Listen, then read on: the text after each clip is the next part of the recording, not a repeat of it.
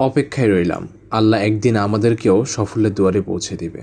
কখনো কখনো মনে হয় সবাই অনেক দূর এগিয়ে যাচ্ছে, আর আমি এখনও একই জায়গায় দাঁড়িয়ে আছি। কিন্তু তারপরও নিজেকে মনে করিয়ে দিই, প্রতিটি মানুষের সময় আলাদা, প্রতিটি সফলতার পেছনে থাকে দীর্ঘ অপেক্ষা, ধৈর্য আর পরিশ্রম।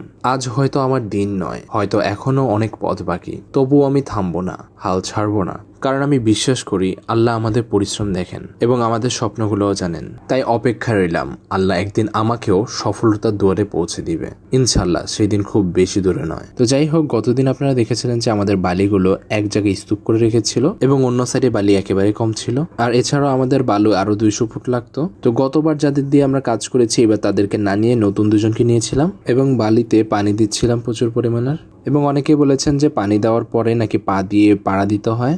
আসলে অনেক কিছুই জানি না, আপনাদের কমেন্টের কারণে অনেক কিছু নতুন নতুন করে শেখা হয়। এবং আপনাদেরকেও ধন্যবাদ এত সুন্দর সুন্দর কমেন্ট করার জন্য এবং আমাদেরকে পরামর্শ দেওয়ার জন্য। আপনাদের ছোট ছোট পরামর্শ আমাদের অনেক কাজে লাগে। বালি এবং পানির কারণে কাজ করতে অনেক বেশি মজা লাগতেছিল, নিজেকে অনেক বেশি বাচ্চা বাচ্চা মনে হচ্ছিল, কারণ বাচ্চাদের মতন আমিও খেলতেছিলাম পানির মধ্যে এবং বালির মধ্যে। এছাড়াও গত কয়েকদিন যাবত অনেক বেশি গরম পড়তেছিল, তাই কাজ করতে অনেকখানি কষ্ট হচ্ছিল। তো আজকে আমাদের আবার বালি আসবে, লাল বালিগুলোর কথা বলছি।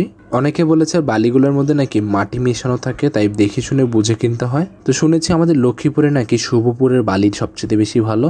তো আজকে আমাদের বালি আসবে, যার কারণে আর জায়গাটা পরিষ্কার করে দিচ্ছি। অন্যান্য বালির তুলনায় নাকি শুভপুরের বালির প্রাইস একটু বেশি। আপনারা যারা জানেন একটু কমেন্ট করে জানাতে পারেন। আমার ঝাড়ু দেওয়া নাকি হয় না, যার কারণে আম্মু নিজে থেকে আবার ঝাড়ু দিয়েছেন।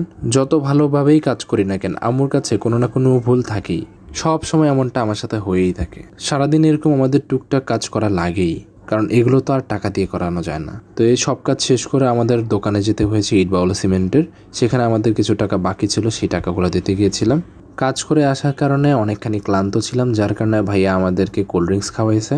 এই সব কাজ শেষ করে যখন বের হয়েছি, তখন আরো একটা এলাকার ভাইয়ের সাথে দেখা হয়েছে। ভাইয়া আমাদেরকে পুরি খাওয়াইছে। ভাইয়া যথেষ্ট পরিমাণের ভালো। আমাদের দাদা বাড়ি এলাকায় গেলেই সবাই আমাদেরকে অনেক বেশি ভালোবাসে এবং স্নেহ করে। তো এই ছিল আমাদের ওভারঅল দিনটা। তো আজকে এই পর্যন্তই। সবাই ভালো থাকেন, সুস্থ থাকেন এবং আমাদের জন্য দোয়া করবেন। আসসালামু আলাইকুম।